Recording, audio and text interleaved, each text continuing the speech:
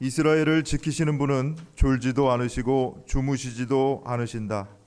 주님은 너를 지키시는 분, 주님은 내 오른쪽에 서서 너를 보호하는 그늘이 되어 주시니 낮의 햇빛도 너를 해치지 못하며 밤의 달빛도 너를 해치지 못할 것이다. 주님께서 너를 모든 재난에서 지켜주시며 내 생명을 지켜주실 것이다.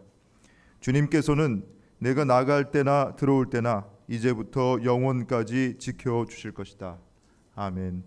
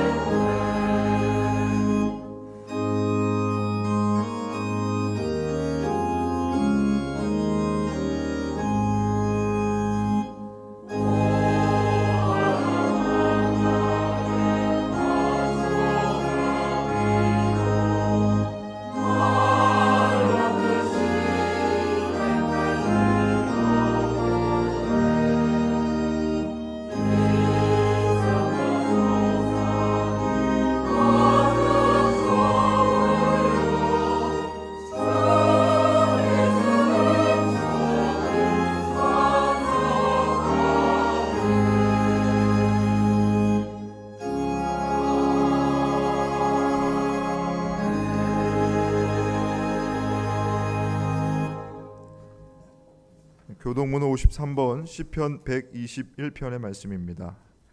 내가 산을 향하여 눈을 들리라. 나의 도움이 어디서 올까? 나의 도움은 천지를 지으신 여호와께로다. 여호와께서 너를 실족하지 아니하게 하시며 너를 지키시는 이가 졸지 아니하시리로다. 이스라엘을 지키시는 이는 졸지도 아니하시고 주무시지도 아니하시리로다. 여호와는 너를 지키시는 이시라. 여호와께서 내 오른쪽에서 내 그늘이 되시나니 낮에 그가 너를 상하게 하지 아니하며 밤의 달로 너를 해치지 아니하리로다. 여호와께서 너를 지켜 모든 환난을 면하게 하시며 또 내 영혼을 지키시리로다. 여호와께서 너의 출입을 지금부터 영원까지 지키시리로다. 아멘. 하나님은 통회하는 마음으로 나오는 사람들을 물리치지 않으십니다. 이제 우리들의 죄를 뉘우치고 고백합시다.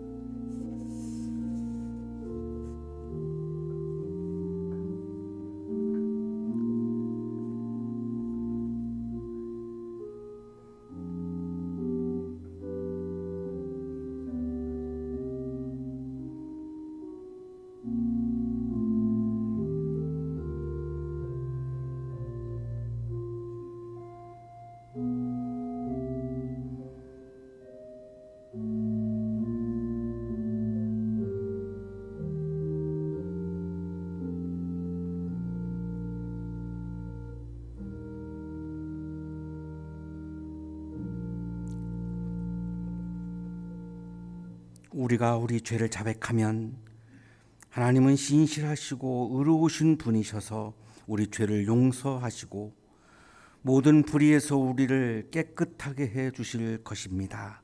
아멘.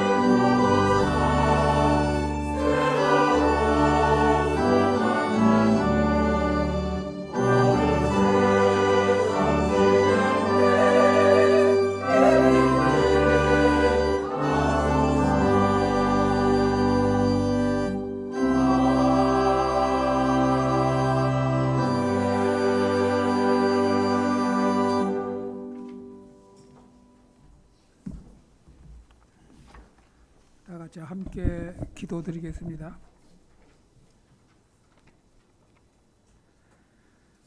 그런즉 누구든지 그리스도 안에서 있으면 새로운 피조물이라. 이전 것은 지나갔으니 보라 새 것이 되었도다. 주님을 우리에게 새로운 변화와 창조를 가지기를 권면하신 주님의 말씀입니다. 사랑의 하나님, 잠시 후면 우리는 절기적으로 새 날을 맞이합니다. 지난 한 해의 삶을 돌아보며 먼저 우리를 향한 사랑과 은총에 감사드립니다. 하오나 그 가운데서도 그리스도인으로서의 삶이 부족하였음을 주님 앞에 고백합니다. 주님, 너도 가서 그리 행하라고 하신 그 말씀에 따른 실천의 행함이 부족하였음을 고백합니다. 주님, 원하옵건대 새해를 맞으며 나와 우리 교회의 성도들이 옛것을 뒤로 하고 새로움의 삶으로 나아가 주님이 명하신 이웃을 향한 실천의 삶으로 나갈 수 있도록 성령 하나님께서 우리들의 새해의 삶을 간섭하시고 이끌어 주시기를 원하오니 성령님이 사랑의 은총으로 우리를 이끌어 주심을 기도합니다.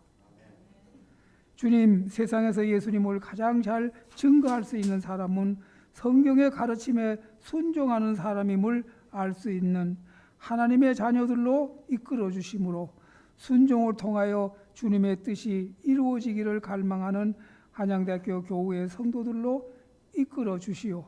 주님이 우리에게 주신 그 크신 사랑을 알게 하시어 그 사랑에 사랑으로 화답하는 한양대학교의 성우들로 인도하여 주시기를 간절히 기도합니다. 밝아오는 새해에는 이 민족이, 아니 온 인류가 서로 돕고 조금 더 따뜻하게 끌어안고 품어주는 사회, 사랑이 넘치는 지구촌이 될 수 있도록 이끌어 주심으로 날마다 우리의 기도가 들으시는 성령님을 기쁘게 하는 기도이기를 바라오며 사랑의 기도, 용서의 기도, 겸손의 기도, 이타적인 기도가 되어 주님을 기쁘게 할 수 있는 우리의 기도가 되어 주님의 축복으로 넘치는 새해로 맞이할 수 있도록 한양대학교의 성우들을 축복하여 주시기를 기도합니다. 주님, 새해를 맞이하는 교회 모든 성도들을 어느 곳에 있든지 각자의 일터에서 세상적 화려함과 유혹이 있을 때에 나의 판단으로 세우려는 시험에 빠지지 않게 하옵시며 하나님의 뜻을 따라 결단하는 순종의 삶으로 이끌어 주시기를 간절히 기도합니다. 새해와 함께 영적으로 큰 변화가 넘치는 우리들이기를 바라오며 이 기도를 예수 그리스도 이름으로 기도합니다. 아멘.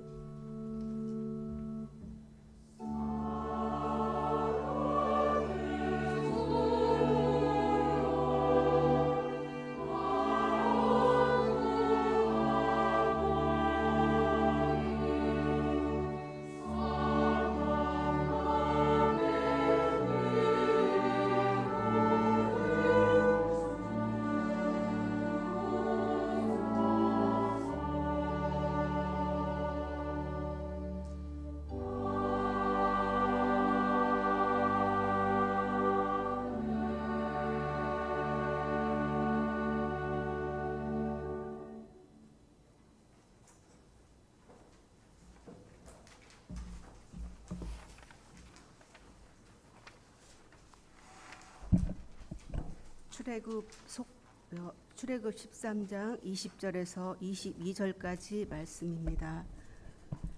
그들은 숫곳을 떠나 광야 끝에 있는 예담에 장막을 쳤다. 주님께서는 그들이 밤낮으로 행군할 수 있도록 낮에는 구름 기둥으로 앞서가시며 길을 인도하시고 밤에는 불기둥으로 앞길을 비추어 주셨다. 낮에는 구름 기둥, 밤에는 불기둥이 그 백성 앞을 떠나지 않았다. 구약의 말씀입니다.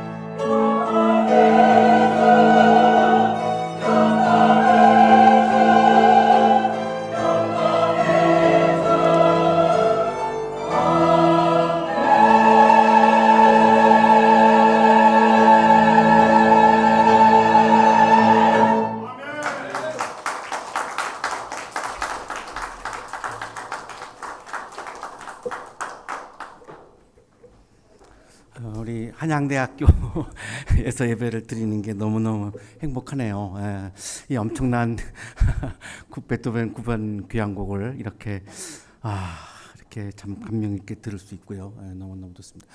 베토벤 스스로 이게 마지막 이 곡을 지휘하고 그 다음에 지휘봉을 안 잡았습니다. 본인 스스로 이거보다 더 훌륭한 곡은 나오지 아니라고 아마 본인이 생각한 것 같아요. 그래서 마지막 지휘했던 곡이죠. 아주 엄청난 곡이고요. 이 시를 쉴러의 시에다가 베토벤이 이제 곡을 붙인 건데, 쉴러가 이 시를 쓸 때가 26살 때입니다. 프랑스 대혁명이 일어나기 4년 전이었는데, 버른스타인이라고 하는 사람이 베를린에 가서 이거를 지휘하면서 환희의 송가가 아니고 자유의 송가라고 제목을 붙이고 지휘를 합니다. 그 이유는 26살 젊은이가 프랑스 대혁명 일어나기 4년 전에 기쁨을 이야기했을까, 자유를 얘기한 것이다, 그런 해석이었는데, 그 이야기가 굉장히 많은 사람들에 의해서 굉장히 받아들여지고 있고, 지난 5월 7일 날 경기필 지휘했던 구자범님이 본인 스스로 이걸 완전히 한국말로 번역을 해가지고 자유의 송가라고 하는 제목으로 완벽하게 연주를 한 적이 있었습니다. 그래서 구자범님도 자유의 송가로 이렇게 번역을 해서 연주를 했습니다. 정말 우리가 듣기 힘든 그런 엄청난 곡을 오늘 우리 성가대에서 연주해 주셔서 너무나 감사하고요. 2023년에 우리를 막 얽어맸던 것들, 이렇게 우리를 억압했던 것들로부터 2024년에는 막 자유로워질 것 같은 느낌이 막 드는 그런 느낌을 많이 받으면서 너무너무 행복했습니다. 우리 성가대원들에게 감사의 박수 하겠습니다. 고맙습니다. 감사합니다. 우리 옆에 계시는 분들과 인사 나누시겠습니다. 사랑합니다. 보고 싶었습니다. 한 번 더 하시죠. 한 해 동안 수고 많으셨습니다.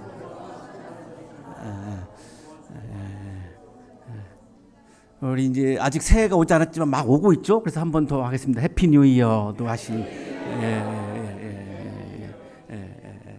2024년에는 더 행복해지시면 좋겠습니다.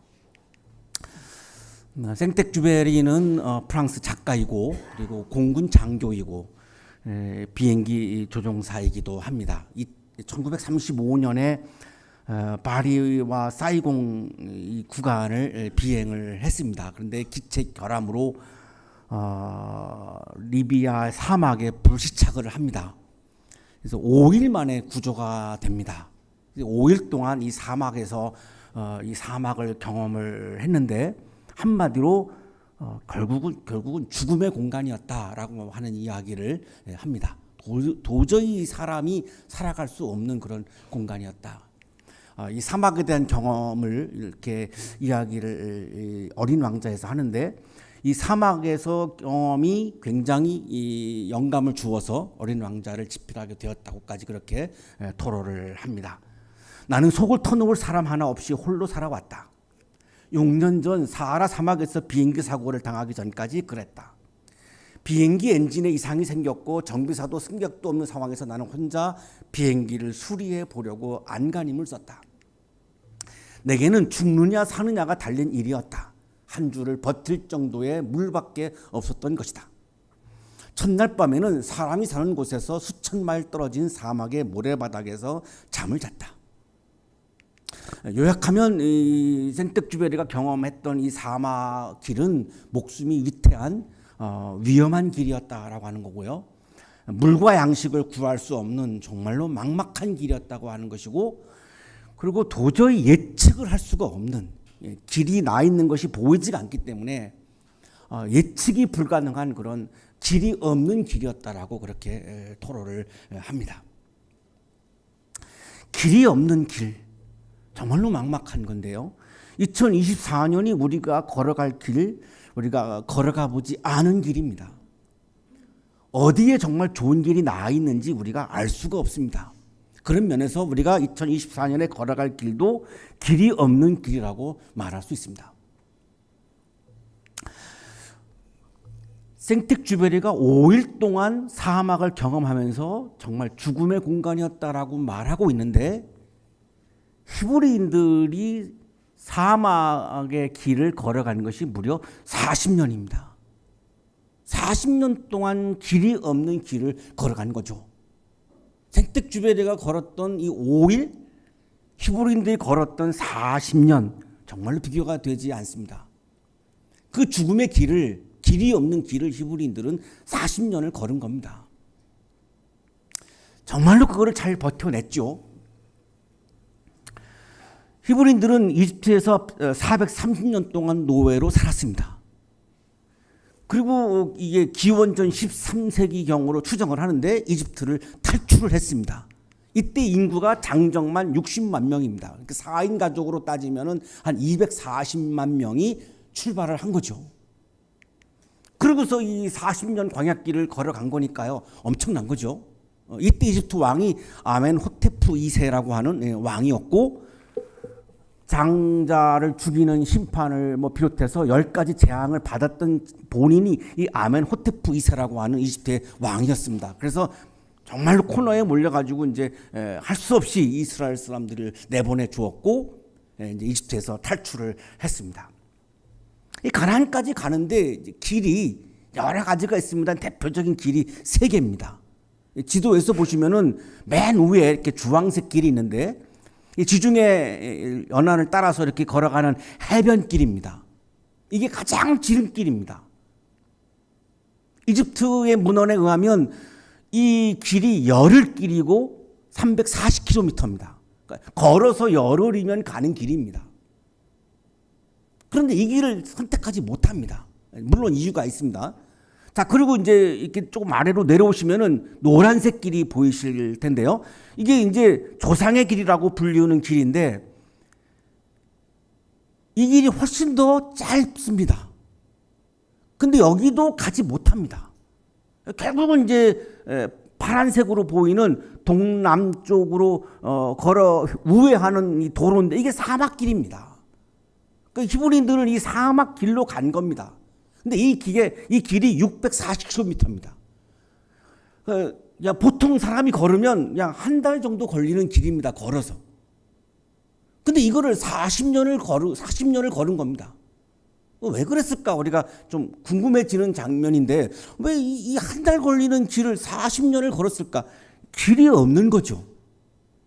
또 하나가 있는데, 이 40년을 걸으면서 해야 할 일이 있었습니다. 하나님 편에서 볼 때는 40년 동안 히브리인들이 해야 하는 게 있기 때문에 계속 이거를 늦춘 거죠. 예. 자, 이 3가지 길, 해변길, 조상의 길, 광야길, 이 셋 중에서 가장 지름길이 이 해변길인데, 성서에는 블레셋 사람의 땅이라고 이렇게 기록이 됩니다. 출애굽기 13장 17절에 나오는데요. 블레셋 사람의 땅이라고 하는 이 표현이 이 해변길을 말하는 겁니다. 이 투투모세 3세라고 하는 이집트의 왕이죠. 18왕조의 왕 중에 한 사람인데, 이 연대기에 따르면은 이게 바로 340km라고 하는 기록이 나와 있습니다. 그래서 우리가 이렇게 알 수 있는 거죠. 열흘이면 간다라고 이제 우리가 알 수 있습니다. 우리나라 서해에서 동해까지가 340km입니다.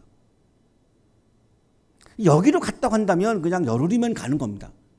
라틴어 성서에는 이 길을 비아 마리스라고 이렇게 표현을 하고 있는데요. 이 마리스가 바다라고 하는 말이고, 비아는 도로라고 하는 말이죠. 우리가 예수님이 십자가의 길을 걸었던 거를 비아 돌로로사라고 이제 부르는데, 십자가의 길이라고 부르죠.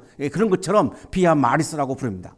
이집트에서는 이 길을 호루스의 길이라고 부릅니다. 이 호루스는 이집트 사람들이 믿었던 신의 이름 중에 하나인데, 호루스의 길이라고 이렇게 부르는 그런 길인데, 왜 여기도 못 갔을까?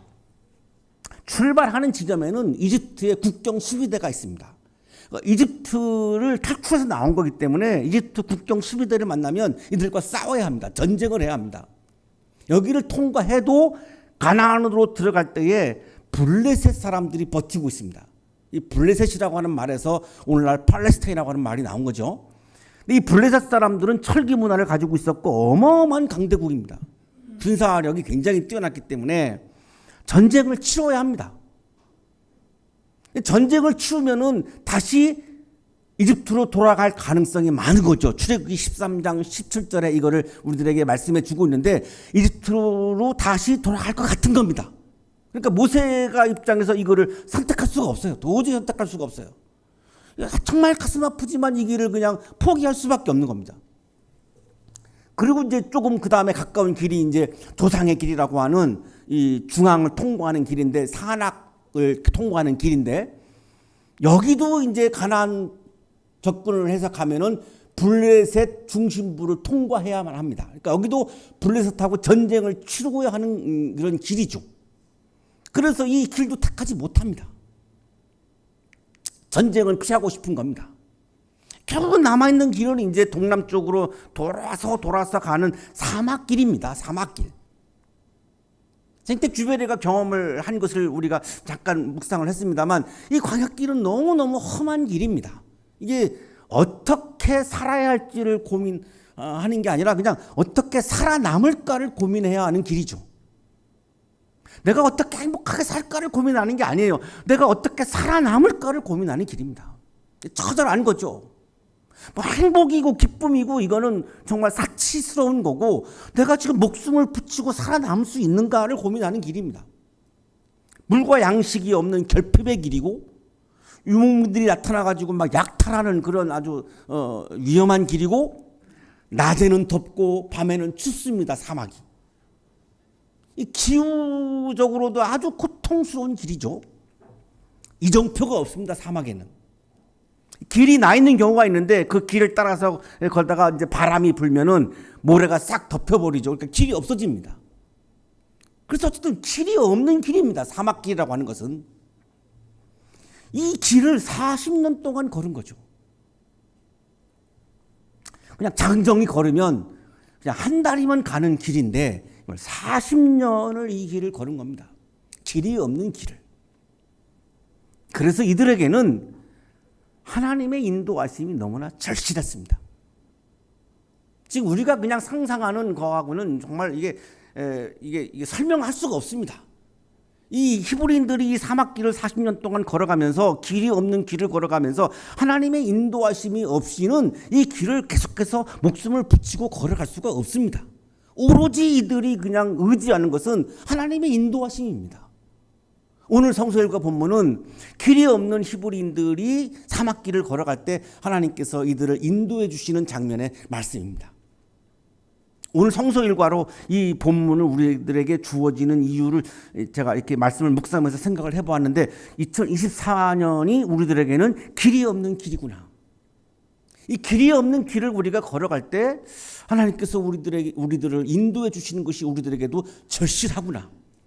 그래서 아마 오늘 송구 영신 예배를 맞이하면서 성서일과가 우리들에게 이 본문을 주시는 것 같아요.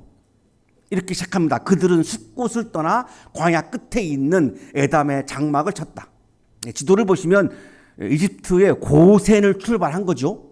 그리고 이제 숲곳이 나오고 에담이 나오죠. 그래서 지금 이제 남쪽으로 시내산을 향해서 이렇게 막 갑니다. 이게 딱 이제 사막길인데, 에담이 사막을 시작하는 곳입니다. 그리고 숲곳은 외부 사람들이 들어올 때 이렇게 점검하는, 요즘으로 말하면 이렇게 외국에 나갈 때 이렇게 비자 보여주고 뭐 통과하는 그런 장소가 있는 것처럼, 외국인들이 이렇게 들어오면은 이 숲곳에서 이제 국경 수비대가 있어가지고 이제 여기서 다 걸고 검사해가지고 들어오게 하는 그런 곳이고, 에담은 이제 사막이 시작되는 곳입니다. 여기서부터 이제 사막길을 걸어가기 시작을 한 거죠. 드디어 이 에담부터 사막길로 이제 접어들어서 이거를 이제 40년을 걸었습니다. 히브리인들이 40년 동안 걸었던 길은 관광하는 길이 아닙니다. 그 유명한 그 스페인 가는 길이 뭐죠? 산티아고처럼 뭐 순례의 길이 아닙니다. 저는 이제 나중에 기회가 되면 제가 꼭 경험해보고 싶은 것이 이제 산티아고 길인데요. 제주도 올레길은 경험을 많이 해봤고, 산티아고 길을 꼭 제가 경험을 해보려고. 그거 정말 순례하는 길이죠. 걸어가면서 계속 말씀을 묵상하고, 주님을 묵상하고, 또 내 삶을 성찰하고 하는 그런 순례길인데, 이 히브리인들이 걸었던 사막길은 그런 순례의 길도 아닙니다. 방랑하고 유랑하는 길도 아닙니다. 집시들이 걸었던 그런 방랑하고 유랑하는 그런 길도 아닙니다. 그냥 행군하는 길입니다. 살아남아야 하는 길입니다. 어떻게 살아도 가나안 땅에 가야 하는 행군의 길입니다. 많은 외적들의 공격도 받으면서 걸어가는 행군의 길이죠. 구약 주석가인 왕델 교수는 이 길을 가리켜서 영적인 길이라고 부릅니다. 왜 영적인 길이라고 부를까요? 인용하겠습니다. 약속의 땅으로 가는 길은 단순히 지평선을 따라가는 여행으로 끝이지 않는다. 그것은 영적인 여행이다. 하나님의 뜻을 이루고자 나를 쳐서 부인하고 토라에 이르는 길을 찾아 나서는 여행이다. 왜 하나님이 이들을 40년을 걸어가게 했을까? 40년 동안 걸어가면서 계속해서 자신을 쳐서 말씀에 자기를 맞추는 것을 훈련하라는 겁니다. 이게 열흘 동안 해도 안 되고 한 달 동안 해도 안 되기 때문에 한 달 걸리는 길을 40년을 걸어가게 한 겁니다. 이게 하루아침에 되는 게 아니기 때문에 그렇습니다. 우리들의 영성을 훈련하는 것은 하루아침에 반짝해서 이루어지지 않습니다. 오랜 기간 동안 축적해가지고 이루어지는 거지 그냥 하루아침에 뭐 불 받아가지고 반짝해가지고 이루어지는 사건이 아닙니다. 히브리인들은 40년 동안 나를 쳐서 내가 하나님의 말씀에 나를 맞추고 나를 하나님의 뜻에 맞추는 영적인 훈련을 40년이 걸렸던 겁니다. 이거를 해야만 가나안 땅에 가서 믿음의 삶을, 영적인 삶을, 하나님 백성으로서의 삶을, 하나님 나라의 사람으로서 살아갈 수 있지. 이거를 하지 못하면 정치적인 자유가 주어지고 경제적인 자유가 주어져도 진정한 자유가 주어지지 않고 진정한 인간성 회복이 안 되기 때문에 하나님께서는 정치적인 경제적인 자유는 이미 주신 거고, 그러나 이 영적인 훈련 때문에 40년을 걸어가게 한 겁니다. 그래서 해변길도 막으셨고 조상의 길도 다 못 가게 막으셨던 거죠. 그리고 광야길도 한 달에면 걸어가는 길을 40년을 걸어가게 한 겁니다. 2024년 동안 2023년에 우리가 걸어가는 인생의 길이에서 가장 중요한 게 뭘까요? 내가 경제적으로 자유로워지는 거? 정치적으로 자유로워지는 거?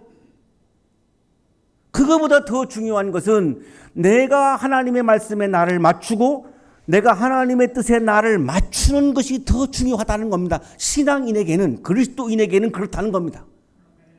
자연인들은 그런 고민을 하지 않겠죠.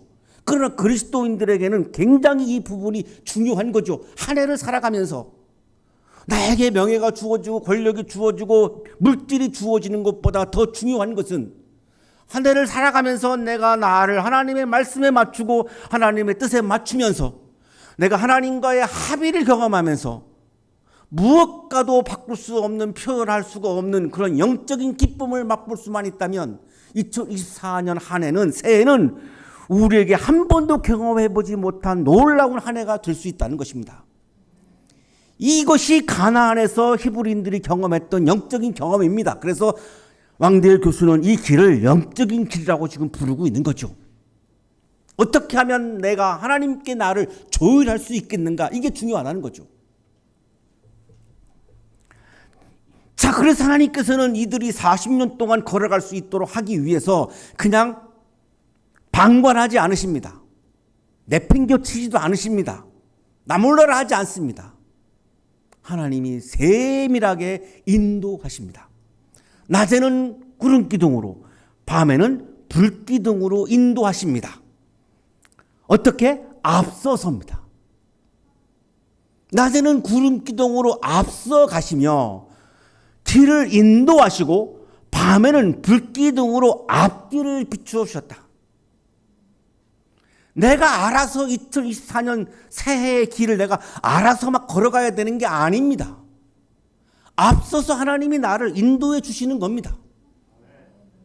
그래서 우리는 가보지 않은 길을, 길이 없는 길을 걸어가지만 두렵지 않은 겁니다. 한번 말씀을 드렸던 적이 있는 것 같은데요. 외국을 여행을 하는 그 사람들이 중국과 일본과 한국인들의 차이가 있다고 이제 그 유머의 그런 얘기가 있어요. 일본 사람들은 잘못한 게 많아가지고 숨어서 다닌다고 그러고 여행객들이, 중국 사람들은 막 깃발 들고 막 소리 지르면서 시끄럽게 막 다니고, 한국 사람들은 가이드 앞서서 빠르게 막 간다는 겁니다. 가이드의 인도도 받지 않는다는 거예요. 급해가지고 막 빨리니까요. 예. 그래서 두렵고 불안한 겁니다. 가이드의 안내를 받아야 내가 안전하게 좋은 관광지를 걸어가는 건데, 가이드의 안내를 받으려고 하지 않아요. 2024년 한 해를 살아가면서 내가 하나님의 인도하심을 받을 마음이 없기 때문에 가보지 않은 길이 없는 길을 앞두고 불안한 겁니다. 두려운 겁니다. 내가 하나님의 인도하심을 받으려고 하는 마음이 없으면 하나님이 나를 인도해 주시지만 하나님의 인도하심을 받을 수가 없어요. 자, 그러나 하나님은 그럼에도 불구하고 앞서서 우리들 앞에서 우리를 인도해 주시고 앞길을 비추어 주신다는 겁니다. 어떻게? 말씀을 통해서. 그래서 말씀에 나를 맞추어야, 말씀에 나를 조율해야 하나님의 인도하심을 받을 수 있는 거죠. 이거를 구름기둥, 불기둥이라고 지금 표현을 하고 있습니다. 우리 이성적인 청년들은 구름기둥, 불기둥을 굉장히 희한하게 생각을 하시겠죠. 그런 게 있나요? 갑자기 막 번쩍해가지고 앞에 막 구름기둥이 나타나고 막 불기둥이 나타나고, 에이 그런 거 없잖아요 라고 생각을 하실 것 같아요. 낮에 나타났던 구름기둥, 밤에 나타났던 불기둥은 낮에는 더워요. 구름기둥이 그 더위를 막아줘요. 밤에는 추워요. 그래서 이 추위를 막아줘요. 이 실체가 뭐냐? 성서학자들은 이거를 하나님의 임재와 현현의 상징적인 표현이다라고 설명을 합니다. 이거를 무슨 만화처럼 뿅 해가지고 막 불기둥이 나타나고 불기둥이 나타났다고 그렇게 생각을 안 하셔도 괜찮습니다. 중요한 건 뭐냐면 하나님의 임재하심, 하나님의 현현하심을 상징적으로 표현했고, 상징적인 표현이 또 이해가 안 가시는 젊은 분들은 시적인 표현이라고 이해하시면 됩니다. 이게 갑자기 무슨 뿅 해가지고 나타났다고 안 봐도 상관없습니다. 예, 상징적인. 어쨌든 중요한 건 뭐냐면 하나님이 현현하셨고 하나님이 임재하셨다는 겁니다. 그러나 하나님의 임재와 하나님이 현현하실 때 눈에 보이지 않습니다. 하나님은 신체가 없으십니다. 우리 눈으로 보일 수가 없어요. 눈으로 볼 수가 없기 때문에 하나님의 임재하고 하나님의 현현하실 때는 이거를 상징적으로 시적으로 표현할 수밖에 없습니다. 우리 눈으로 보이는 분이 아니기 때문에.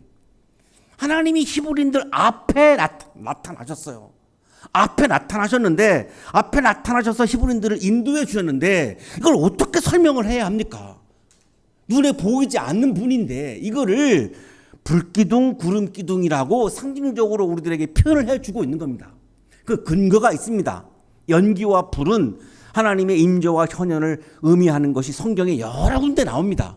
대표적으로 출애굽기 19장 18절에 나오죠. 그때 시내산에는 주님께서 불 가운데서 그곳으로 내려오셨으므로 온통 연기가 자욱했는데 마치 감에서 나오는 것처럼 연기가 솟아오르고 온 산이 크게 진동하였다.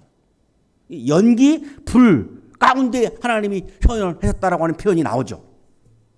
장석정이라고 하는 성서학자가 우리나라의 구약 성서학자인데, 이분도 역시 상징적인 편이다라고 그렇게 설명을 하고 시적인 편이다라고 우리들에게 설명을 해 주는데, 그 근거를 104편을 듭니다. 시편이 이제 시죠. 104편에 보면 물 위에 누각의 들보를 놓으신 분, 구름으로 병거를 삼으시며 바람 날개를 타고 다니시는 분, 바람을 심부름꾼으로 삼으신 분, 번갯불을 휴종으로 삼으신 분이십니다. 하나님의 현현과 하나님의 임재를 구름과 불로 이렇게 시적으로 표현하는 장면들이 나옵니다. 중요한 것은 하나님이 히브리인들 앞에 나타나셨다라고 하는 사건입니다. 하나님이 임재하셨다라고 하는 사건입니다. 하나님이 현현하셨다라고 하는 사건입니다.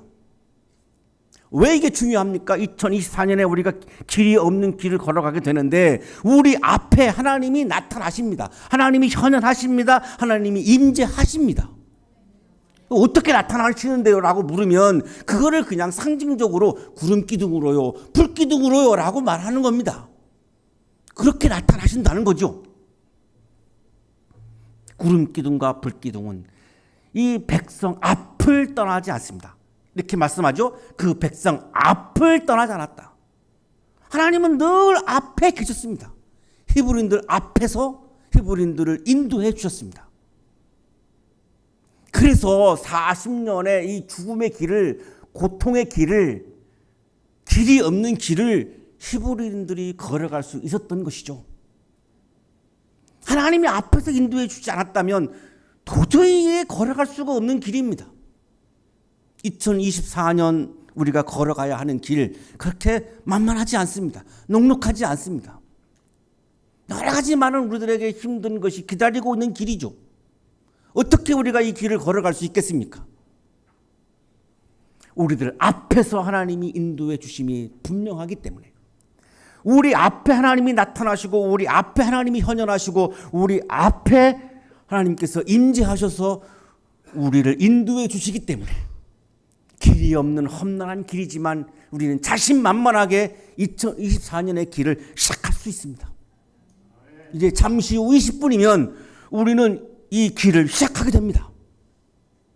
불안하게 두려움으로 시작할 것이 아니라, 우리가 진정한 그리스도인은 우리들 앞에서 인도하시는 하나님을 믿으며 하나님의 인도하심을 믿으며 자신만만하게 당당하게 가슴을 펴고 고개를 들고 기쁨으로 감사함으로 이 길을 시작할 때에 그것이 그리스도인의 모습입니다. 신학자 하비쿠스는 하버드 대학에서 신학을 강의했던 신학자입니다. 이분은 하나님의 관심은 하늘에 있지 않고 이 세상에 있다고 강조합니다. 하나님의 관심은 천상에 있지 않고 지상에 있다고 강조합니다. 천지창조, 지상에서 이루어진 하나님의 사건입니다. 천상에서 이루어진 사건이 아닙니다. 오늘 우리가 묵상하고 있는 출애굽 사건, 천상에서 이루어진 사건이 아니라 우리가 살고 있는 이 땅에서 일어난 사건입니다. 이집트에서, 사막에서, 가나안 땅에서 실제로 일어났던, 이 지상에서 일어났던 사건입니다. 창세기, 출애굽기 계속해서 하나님의 관심은 우리가 살고 있는 이 땅에 관심이 있으시지 보이지 않는 천상의 세계에 관심을 갖는 것이 아니라고 강조합니다. 그러면서 출애굽을 예를 들어서 이야기를 하면서 인간은 누구냐? 호모 페스티브스다라고 설명합니다. 인간은 축지하는 존재라는 겁니다. 에덴 동산의 특징은 축지하는 공간이었다는 겁니다. 하나님이 우리에게 원하시는 것은 우리가 축제의 기쁨을 누리며 살기를 원하신다는 겁니다. 2024년 한 해 우리가 어떻게 살기를 원하시는가? 하나님은 우리가 축제의 기쁨을 누리며 살기를 원하신다는 겁니다. 그러나 히브리인들이 광야에서 경험한 것처럼 축제를 경험할 수가 없을 때가 많습니다. 히브리인들이 노예의 자리에서 어떻게 축제를 경험할 수 있겠습니까? 광야길에서, 사막길에서 어떻게 축제를 경험할 수 있겠습니까? 축제를 회복시켜주기 위해서 하나님이 하신 일이 출애굽이라고 하는 사건입니다. 적과 꿀이는 가나안 땅에 들어가서 이제 자유를 얻고 축제의 기쁨을 누리며 살기를 원하셨기 때문에 출애굽시키신 거죠. 2024년 우리를 향한 하나님의 관심은, 하나님의 마음은 마음껏 축제의 기쁨을 누리며 살기를 원하시는 겁니다.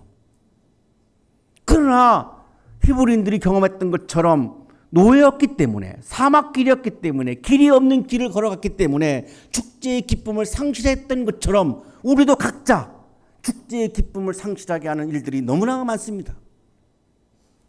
그래서 하나님께서는 우리 앞에서 축제의 기쁨을 회복시켜 주기 위해서, 인도해 주시기 위해서 우리에게 예수 그리스도를 보내주신 것입니다. 예수님의 구원을 통해서 축제의 기쁨을 회복하라는 거죠. 그래서 하비국스는 예수님을 가리켜서 광대 그리스도라고 표현합니다.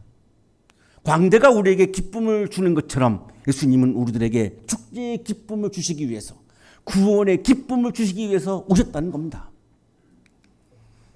그러면 오늘날에는 무엇이 우리를 인도합니까? 험한 길을 걸어가야 하는 우리들, 길이 없는 길을 걸어가야 하는 우리들. 2024년에 하나님은 앞에서 우리를 인도해 주시는데, 하나님 우리들 앞에서 축제의 기쁨을 누리도록 인도해 주시는데, 그러면 오늘날에는 무엇을 통해서 하나님이 우리를 인도해 주십니까? 그것은 성령입니다. 성령을 통해서 성령이 오늘날 우리들에게는 구름기둥이고 불기둥입니다. 사막에서 표현되고 있었던 구름기둥, 불기둥은 오늘날로 말하면 바로 성령입니다. 2024년 한 해 동안 성령이 구름기둥이 되고 불기둥이 되어서 우리 앞길을 인도해 주십니다. 로마서 8장 14절에 이렇게 말씀하죠. 하나님의 영으로 인도함을 받는 사람은, 하나님의 성령으로 인도함을 받는 사람은, 불기둥 구름기둥인 성령께서 우리들을 인도해 주셔서 우리가 인도함을 받는 사람은 누구나 다 하나님의 자녀입니다. 내가 하나님의 말씀에 나를 조율하려고 최선을 다하는 하나님의 자녀들은 성령을 보내셔서 2024년 한 해 동안 길이 없는 길을, 험한 길, 죽음이 기다리고 있는 그 길을 걸어가야 하는 우리들을 그냥 방관하지 않으시고 내팽개치지 않으시고 성령을 통해서 우리들에게 구름기둥과 불기둥을 보내주셔서 밤낮을 가리지 않고 우리들을 외면하지 않고 늘 이 세상 속에서 우리들의 앞길을 인도해 주신다는 것입니다.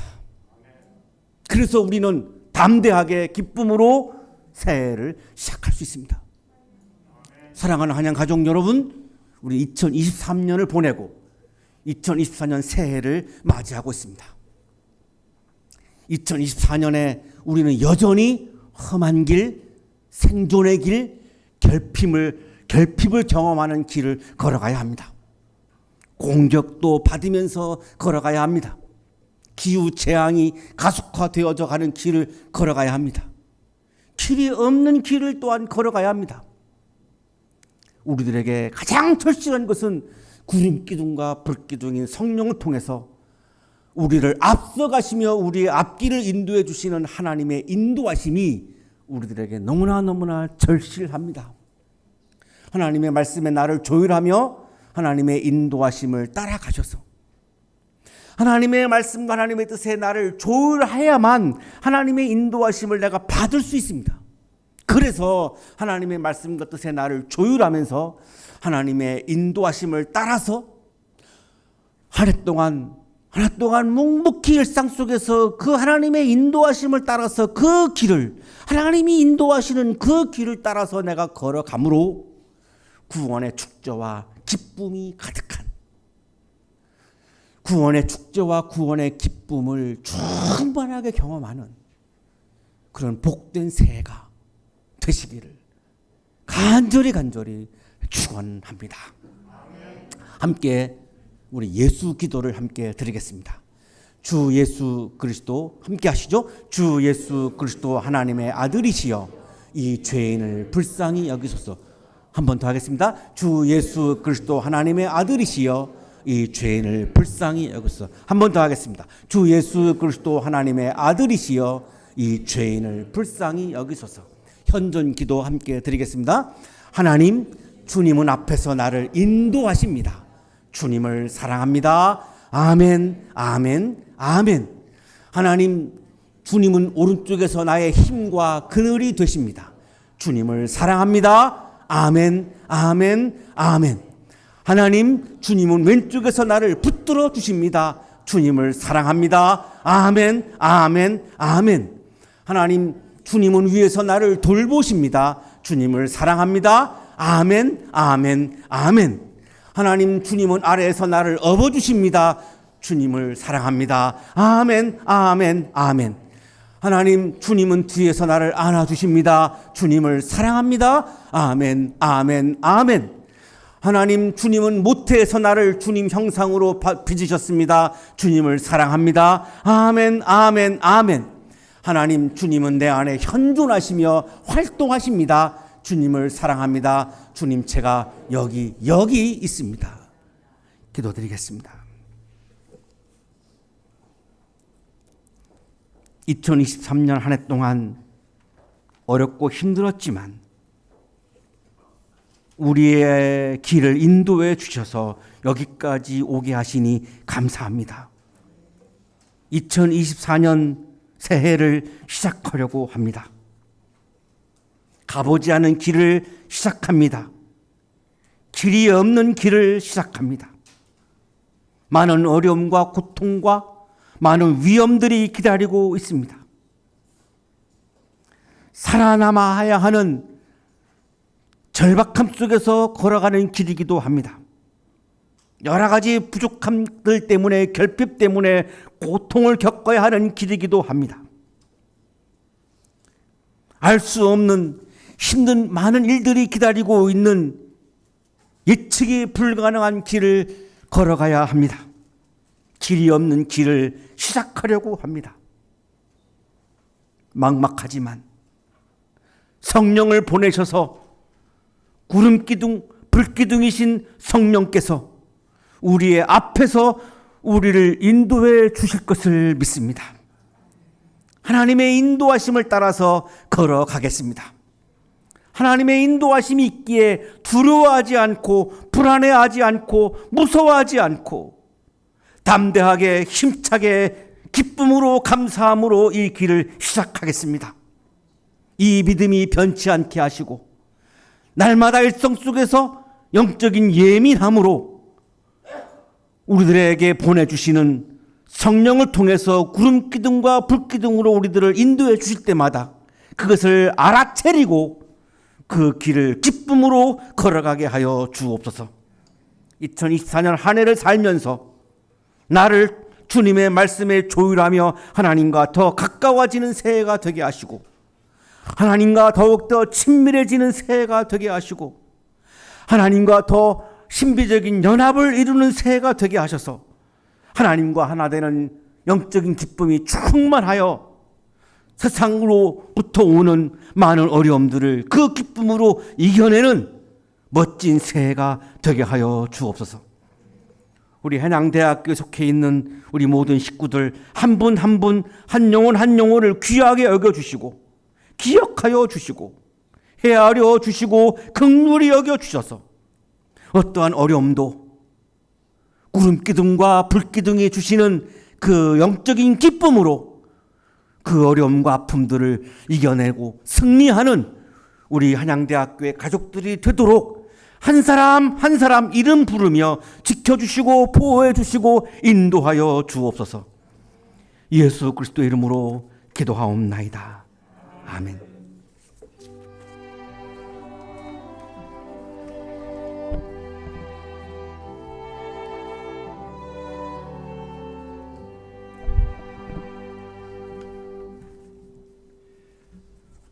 자, 교회 소식을 전해드리겠습니다. 지금 저희는 2023년을 이제 역사의 한 장으로 갈무리하고 2024년을 맞는 새해 첫날에 이제 송구영신 예배로 드리고 있습니다. 코로나 팬데믹이라고 하는 이 지난한 시간을 보내고 포스트 코로나를 맞이한 지금 세계에서는 여전히 전쟁과 기후 위기로 많은 고통의 소리들이 들려오지만 저와 여러분 가운데 평화의 왕으로 오신 예수 그리스도의 은총이 오늘 저와 여러분 가운데 함께 하시기를 바랍니다. 이 시간 이 자리에 함께 하시는 주님의 은혜를 우리가 감사하면서 우리 다시 한번 양옆에 계신 분들 그리고 앞뒤에 계신 분들과 주님의 그 사랑과 평화의 인사 함께 나눴으면 좋겠습니다. 주님의 평화를 빕니다. 이렇게 인사하겠습니다. 주님의 평화를 빕니다. 주님의 평화가 주님의 사랑이 함께 하시기 바랍니다. 자, 다음 주일은 주연절 후 첫째 주이자 신년주일입니다. 해당 성서일과 본문 마가복음 1장 4절에서 11절까지의 말씀입니다. 자, 이 본문을 가지고 너는 내 사랑하는 아들이다 라는 제목으로 담임 목사님께서 설교해 주시겠습니다.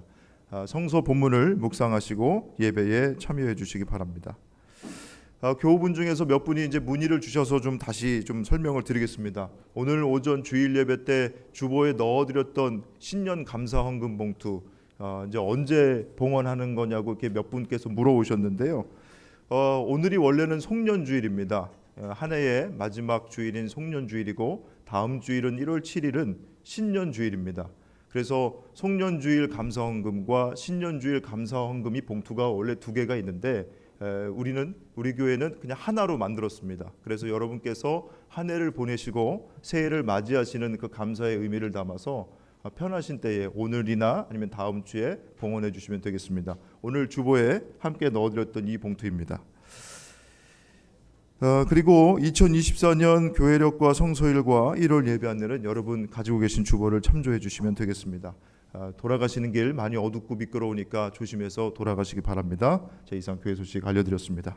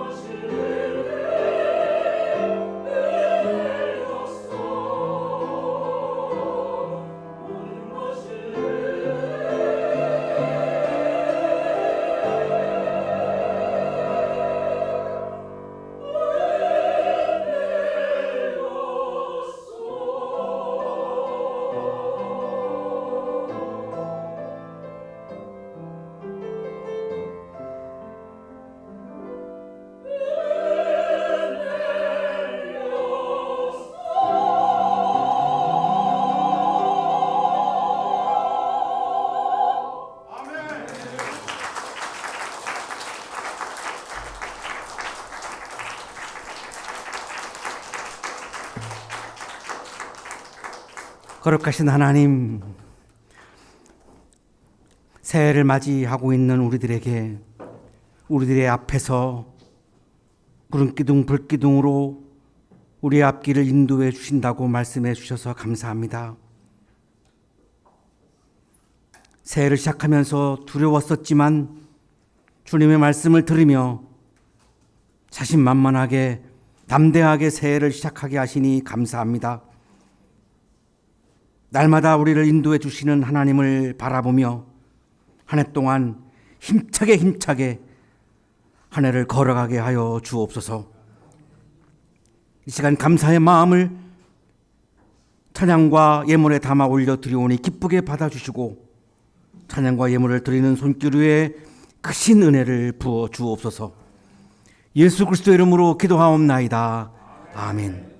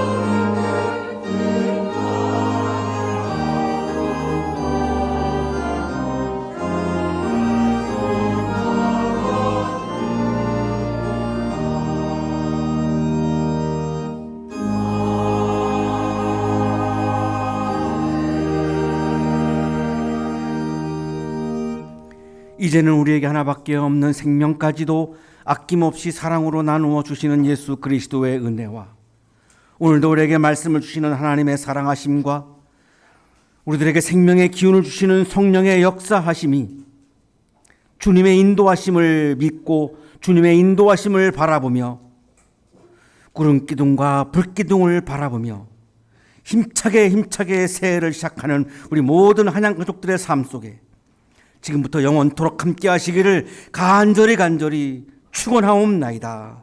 아멘.